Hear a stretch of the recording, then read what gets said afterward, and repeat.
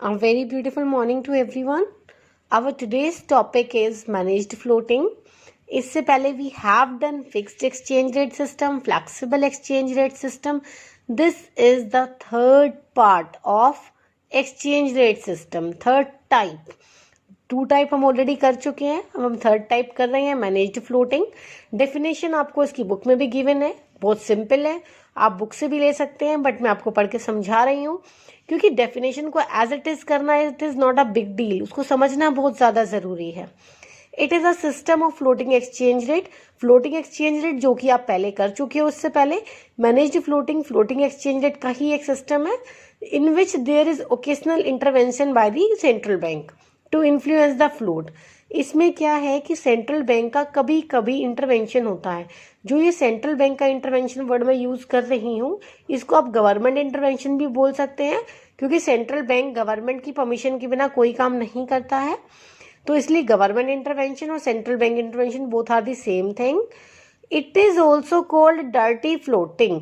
अब इसको dirty floating क्यों कहते हैं? डर्टी फ्लोटिंग का मतलब तो आपको मतलब यहाँ एक डर्टी फ्लोटिंग का मीनिंग क्या है? यहाँ पे डर्टी फ्लोटिंग वर्ड का मीनिंग है यहाँ पे कि ये जो है इसमें गवर्नमेंट का इंटरवेंशन है, इसीलिए इसे डर्टी फ्लोटिंग कहते हैं. ये तो आपका आंसर हो गया, बट मीनिंग क्या है?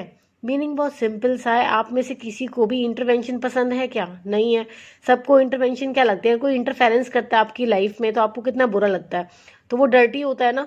जो भी आपको जो भी जहाँ भी आपको इंटरवेंशन दिखाई देता है, इंटरफेरेंस दिखाई देता है, तो सेम लाइक दैट यहाँ पर डिमांड एंड सप्लाई तो है ही है, बट गवर्नमेंट इंटरवेंशन की वजह से इसको डर्टी फ्लोटिंग कह दिया. तो अगर आपका ये क्वेश्चन आता है कि why managed floating is also called dirty floating, तो आंसर यही सिंपल है, because there is occasional intervention of the government to there is occasional intervention of the government to influence the float. That is why it is called dirty floating. Answer जो है इसका same है, कोई problem नहीं है उसमें, same है. अब ये है कि ये होता कैसे है, ये सारा का सारा प्रोसेस क्या है. इस प्रोसेस को पहले मैं आपको एक एग्जांपल से समझाती हूँ, फिर मैं आपको एक फ्लो चार्ट से समझाती हूँ. आपको बिल्कुल भी इसमें किसी तरह की प्रॉब्लम नहीं आएगी. तो सबसे पहले हम एग्जाम्पल देखते हैं, ध्यान से सुनेंगे. एग्जाम्पल के लिए मैंने आपको अभी बताया था कि हमारे आरबीआई है और आरबीआई का इंटरवेंशन होता है. ये बात तो आपने अभी भी सुनी थी. तो ये हमारा है आरबीआई, ठीक है. अब इस आरबीआई के पास क्या होती है? फॉरेन रिजर्व्स होते हैं. ये आपने बैंकिंग वाले चैप्टर में भी पढ़ा है. तो ये आरबीआई है, इसके पास ये सारा फॉरेन रिजर्व्स है. बेसिकली ये कॉइन्स हैं, बट आपको एज्यूम करना है कि ये फॉरेन रिजर्व्स है क्योंकि इतना फॉरेन रिजर्व मेरे पास थे नहीं अभी. तो ये आरबीआई है, इसके पास ये सारे फॉरेन रिजर्व्स रखे हुए हैं. सपोज दैट ये सारे डॉलर रखे हैं. फॉरेन रिजर्व में कोई भी करेंसी आ सकती है, तो जिस कंट्री से भी हम इंपोर्ट एक्सपोर्ट करते हैं आप उस कंट्री की करेंसी को मेन कंसिडर करेंगे, जो कि डॉलर है, मैं आपको बता ही चुकी हूँ.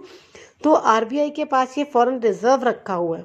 अब आरबीआई इस फॉरेन रिजर्व की हेल्प से करेंसी के रेट को फ्लक्चुएट कर सकती है. कैसे करती है मैं अभी एक बार आपको बोल के बताती हूँ, फिर मैं आपको फ्लो चार्ट से बताऊंगी. आरबीआई इस फॉरेन रिजर्व को, सारे रिजर्व्स में से कुछ रिजर्व्स को निकाल के सेल कर सकती है. सपोज दैट उन्होंने कुछ रिजर्व्स निकाले और इस रिजर्व्स को निकाल के क्या कर दिया? सेल कर दिया. ये सेल कहाँ होते हैं? ये सेल होंगे इंटरनेशनल मार्केट में. अब इंटरनेशनल मार्केट का मतलब क्या हो गया? डब्ल्यूटीओ हो गया, वर्ल्ड बैंक हो गया, आईएमएफ हो गया. तो इसमें से कुछ रिजर्व्स निकाले और ये रिजर्व्स निकाल के सेल कर दिए. तो ये रिजर्व्स यहाँ से चले गए. अब जब ये रिजर्व्स यहाँ से उठकर वहाँ चले गए हैं, कहाँ गए हैं ये गए हैं वर्ल्ड बैंक, आईएमएफ, कहीं भी गए हैं. तो जब ये सेल हो गए हैं मतलब इंटरनेशनल मार्केट में, तो इसकी सप्लाई जो है यहाँ पर कम हो गई है डोमेस्टिक इकोनॉमी में, बट इंटरनेशनल इकोनॉमी में इसकी सप्लाई ज़्यादा हो गई है. और जहाँ पर इंटरनेशनल इकोनॉमी में जब इसकी सप्लाई ज़्यादा हो जाती है तो इसकी वैल्यू कम हो जाएगी. ठीक है, वैल्यू कम क्यों हो जाएगी? क्योंकि सप्लाई इसकी बढ़ती जा रही है. अगर वो चाहें तो इसको और सारे तो वो नहीं देगा, इसकी सप्लाई इसको दोबारा से सेल कर सकते हैं. वो जितने चाहें इसको सेल कर सकते हैं. तो आरबीआई इसको सेल कर देता है. इसको सेल करते ही इसकी वैल्यू कम हो जाएगी और इसकी वैल्यू कम होने का मतलब है हमारी करेंसी की वैल्यू ऑटोमेटिक हाई हो जाएगी. बाकी इससे ज़्यादा मैं आपको कल बता ही चुकी थी. ऑन दी अदर साइड, अगर आरबीआई चाहता है कि डॉलर की वैल्यू बढ़े। अब आप सोच रहे होगे आरबीआई ऐसा क्यों चाहेगा डॉलर की वैल्यू बढ़े, क्योंकि इंपोर्ट एंड एक्सपोर्ट्स भी तो होते हैं। अभी थ्योरी में आपको एक्सप्लेन करती हूँ, टेंशन मत लो ज्यादा। तो जब आरबीआई चाहता है कि डॉलर की वैल्यू इंक्रीज हो जाए तो वो इंटरनेशनल मार्केट से डॉलर को परचेज कर लेगा। डॉलर को परचेज करके अपना एक रिजर्व मेंटेन करेगा, ठीक है। अपना रिजर्व मेंटेन किया उसने, और डॉलर की वैल्यू मार्केट में, इंटरनेशनल मार्केट में डॉलर की सप्लाई कम हो गई। इंटरनेशनल मार्केट में देखें डॉलर कितना है, ये देखो इतना सा डॉलर है। अब इतने से डॉलर से क्या होगा इकोनॉमी में, तो डॉलर की सप्लाई जब कम हो गई, जिस चीज की सप्लाई थोड़ी सी होती है उसके रेट तो बढ़ेंगे ही बढ़ेंगे, क्योंकि जिस चीज की शॉर्टेज है उसके प्राइसेस हाई होना तो जेन्युइन है। तो इसकी यहाँ पे शॉर्टेज हो गई तो इसके प्राइसेस हाई हो गए। इट मीन 60 का था तो अब 70 का चल रहा है, तो इससे प्राइसेस हाई हो गए। तो ये था हमारा कि डॉलर आरबीआई सेल परचेज कहाँ करता है, कैसे करता है। आई होप सो आपको यहाँ तक क्लियर हो गया होगा। फिर मैं आपको फ्लो चार्ट से इसकी प्रॉपर प्रेजेंटेशन देती हूँ। अब आप इसको फ्लो चार्ट प्रेजेंटेशन से समझेंगे। फ्लो चार्ट प्रेजेंटेशन में मैंने 2 पॉइंट्स मेंशन किए हैं, एक बार डॉलर सेल किया है, एक बार डॉलर परचेज किया है, जैसा कि मैंने आपको अभी बताया था। तो जब आरबीआई डॉलर को सेल करेगा, कहाँ सेल करेगा, इंटरनेशनल मार्केट में, अभी हमने डिस्कस किया ही है। तो जब वो आरबीआई डॉलर को इंटरनेशनल मार्केट में सेल करेगा तो डॉलर की सप्लाई इंक्रीज हो जाएगी। जिसकी सप्लाई ज्यादा होती है नो डाउट उसकी वैल्यू कम हो जाती है। आपने मार्केट में भी देखा होगा, जो चीज बहुत ज्यादा होती है उसकी वैल्यू कम होती है। इट मीन्स वो चीप रेट पर मिलती है। जैसे पटेटो है, पटेटो की जो है आप फार्मिंग बहुत अच्छी होती है, वो चीप रेट पर अवेलेबल है। बट ओनियन के प्राइसेस कभी कभी हाई हो जाते हैं जब उसकी क्रॉप डिस्ट्रॉय हो जाती है। क्रॉप डिस्ट्रॉय होती है तो उसके प्राइसेस हाई क्यों होते हैं, क्योंकि सप्लाई कम हो जाती है। Very simple. तो सेम एज इट इज, जब डॉलर की सप्लाई यहाँ पर कम हो जाए, डॉलर की सप्लाई यहाँ पर इंक्रीज हो जाएगी तो डॉलर की वैल्यू क्या हो जाएगी, यहाँ पे फॉल हो जाएगी, क्योंकि डॉलर की सप्लाई इंक्रीज हो गई है, डॉलर की वैल्यू फॉल हो गई है। अब डॉलर की वैल्यू फॉल हो गई तो ऑब्वियस है हमारी करेंसी की वैल्यू राइज हो जाएगी।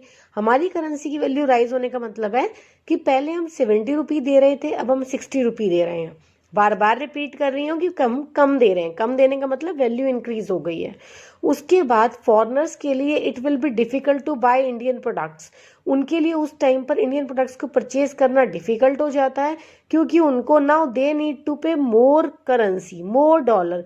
अब उनको पहले के कंपैरेटिवली ज्यादा देना पड़ेगा, इसलिए उनके लिए डिफिकल्ट हो जाएगा। ऐसा आरबीआई ने किया क्यों? अब ये क्वेश्चन आया कि आरबीआई ने ऐसा किया क्यों, क्या नीड थी इस डॉलर को सेल करने की? तो वो नीड थी इंपोर्ट एंड एक्सपोर्ट। जब आरबीआई चाहता है कि इंपोर्ट्स इंक्रीज हो जाएं या एक्सपोर्ट लेस हो जाएं, इसमें देखो बहुत सारे क्वेश्चंस बन रहे हैं आपके, अगर आप ध्यान से देखेंगे तो। जब आरबीआई चाहता है कि इंपोर्ट इंक्रीज हो जाए और एक्सपोर्ट लेस हो जाए, in that case RBI will sell the dollar in an international money market. कैसे? अभी मैंने आपको ये पूरा बताया कि डॉलर को सेल करने से उसकी वैल्यू फॉल हो जाएगी, तो उससे क्या होगा, इंपोर्ट हमारे जो है हाई हो जाएंगे। क्यों हाई हो जाएंगे? Now it is very easy for us to buy foreign products. अब हमारे लिए इजी हो गया ना, हम फॉरेन प्रोडक्ट्स को परचेज कर सकते हैं इजीली, बट उनके लिए डिफिकल्ट हो गया हमसे परचेज करना, तो उनके एक्सपोर्ट्स कम हो जाएंगे और हमारे इंपोर्ट्स जो है वो क्या, उनके नहीं, हमारे इंपोर्ट्स हाई हो जाएंगे और हमारे एक्सपोर्ट्स कम हो जाएंगे। तो यहाँ पे आपके 2 क्वेश्चंस हो गए हैं कि डॉलर सेल करने का इंपोर्ट पे क्या इफेक्ट होता है और डॉलर सेल करने का एक्सपोर्ट्स पे क्या इफेक्ट होता है। 1 मार्क एमसीक्यू क्वेश्चन है आपका, ध्यान से देखेंगे इसे।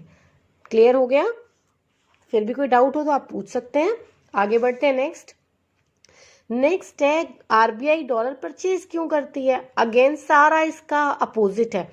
आरबीआई डॉलर परचेज करती है, डॉलर परचेज करने से उसकी सप्लाई जो है वो डिक्रीज हो जाती है, क्योंकि आरबीआई ने क्या करा है, उसका रिजर्व्स बना के अपने पास रख लिए, तो वो इंटरनेशनल मार्केट से निकल चुके हैं, तो इंटरनेशनल मार्केट में ये नहीं है, तो उसकी सप्लाई डिक्रीज हो गई।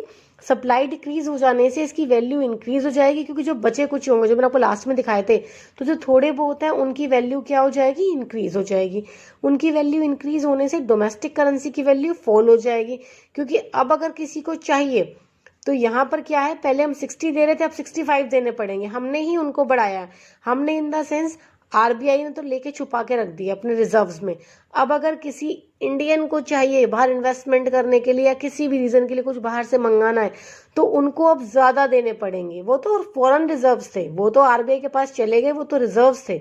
उसको आप ये उम्मीद मत करना कि आप उससे जाके इन्वेस्टमेंट करोगे या बाहर कुछ परचेज कर सकते हो, नहीं।